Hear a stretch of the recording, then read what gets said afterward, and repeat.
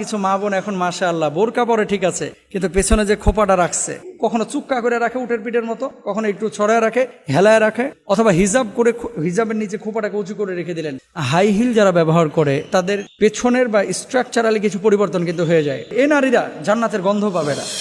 সহিহ মুসলিমের মধ্যে আলোচনা আসছে 2128 নম্বর হাদিসটা আমরা শুনি। আন আবি হুরায়রা রাদিয়াল্লাহু তাআলা আনহু قال قال رسول الله صلى الله عليه وسلم সিনফান মিন আহলিন নারি লাম আরাহুমা কওমুন মাহুম সিয়াতুন কাআজনাবিল বাকরি ইয়াদরিবুনা বিহান নাস ওয়া নিসাউন কাসিয়াতুন আরিয়াতুন মুমিলাতুন মাইলাতুন রুউসুহুন্না কাআসনিমাতিল বুখতিল মাইলা লা ইয়াদখুলনাল জান্নাহ ওয়া লা ইয়াজিদনা রিয়াহাহা ওয়া ইন্না রিয়াহাল লা ইউজাদু মিন মাসিরাতি কাযা ওয়া কাযা। এটা সরাসরি মুসলিমের হাদিস। দেখেন আবু হুরায়রা রাদিয়াল্লাহু তাআলা আনহু থেকে বর্ণিত, তিনি বলছেন রাসূল আকরাম সাল্লাল্লাহু আলাইহি ওয়াসাল্লাম ইরশাদ করেন, জাহান্নামীদের দুটি দল এমন রয়েছে যাদের আমি দেখি নাই। এরা এমন সম্প্রদায় যাদের নিকট গরুর লেজের মতো চাবুক থাকবে, যাদের তারা লোকদের প্রহার করবে। মানে জালেম কিছু লোক আছে না, যে চাবুক দিয়ে আগে প্রহার করতো মানুষদেরকে, এই চাবুক দিয়ে যারা মানুষকে মারবে, লাঠি দিয়ে যারা মানুষকে মারবে,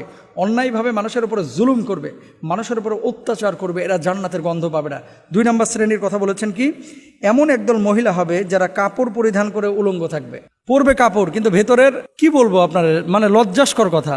অনেক সময় তো এখন রাস্তাঘাটে বাচ্চা কাচ্চা নিয়ে বের হতেও লজ্জা লাগে। কিছু মেয়েদের এমন চাল চলন যেটা আমার বাঙালি কালচারের সাথে মিলে না, ইসলামিক কালচারের সাথে মিলে না। শারীরিকভাবে কিছু পোশাক পরেছে কিন্তু ভেতরের আকার আকৃতি সব বোঝা যায় হারাম। নবীজি এই কথাটা এখানে বলেছেন, নিসাউন কাসিয়াতুন আরিয়াতুন মুমিলাতুন মাইলাতুন। সহিহ মুসলিমের হাদিস খুলে দেখেন একটু। পোশাক পরবে কিন্তু উলঙ্গের মতো দেখা যাবে, এই নারীরা জান্নাতের গন্ধ পাবে না। জান্নাতে যাওয়া তো দূরের কথা, এই নামাজ পড়া ফরজ এটা বুঝেন, পর্দা করা ফরজ এটা বুঝেন না? নারীদের জন্য ফরজ, পুরুষদের জন্য ফরজ। এরপরে কি বলছেন দেখেন, রুউসুহুন্না কাআসনিমাতিল বুখতিল মাইলা। এই নারীরা উলঙ্গ থাকবে, পুরুষদেরকে নিজেদের দিকে আকৃষ্ট করবে, নিজেরাও পুরুষদের প্রতি আকৃষ্ট হবে। তাদের মাথা থাকবে বুকতি উটের হেলে পড়া কুঁজার মতো। উটের পিঠ দেখছেন, উটের পিঠ কিছু আছে এরকম পিছনের দিকে হেলে যায়, মানে চর্বি বেশি হয়েছে অথবা উঁচু বেশি হয়ে গেছে, বয়স হয়ে গেছে, তো উটের পিঠ যে কুঁজটা এটা পেছনের দিকে হেলে যায়।